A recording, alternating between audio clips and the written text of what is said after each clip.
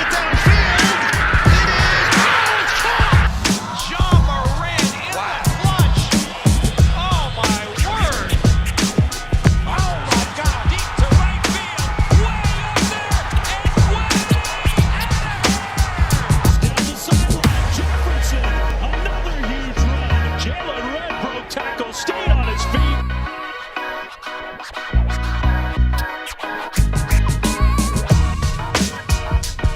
What's going on, everybody? Welcome back to another episode of Blake's Take with me, Blake Neiman.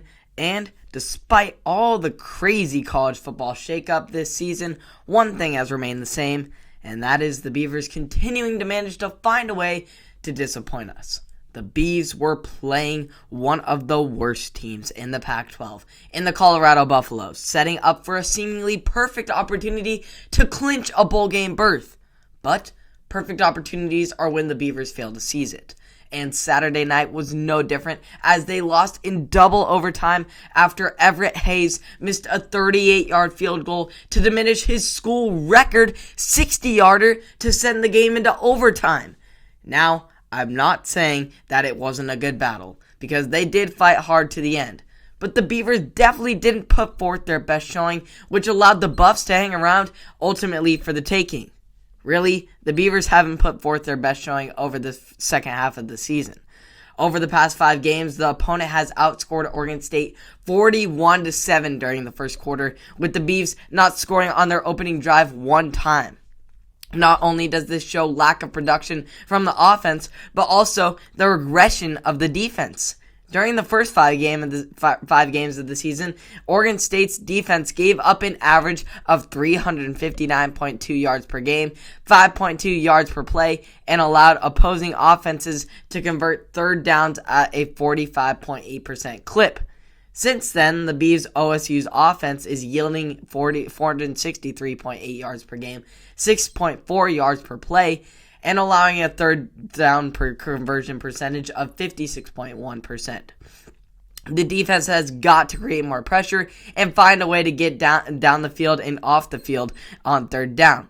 The Beavs will now head back home to reset in Reser Stadium, where they have gone undefeated this season, so hopefully the Beavs can regroup after this 2-game skid and go bowling for the first time since 2013.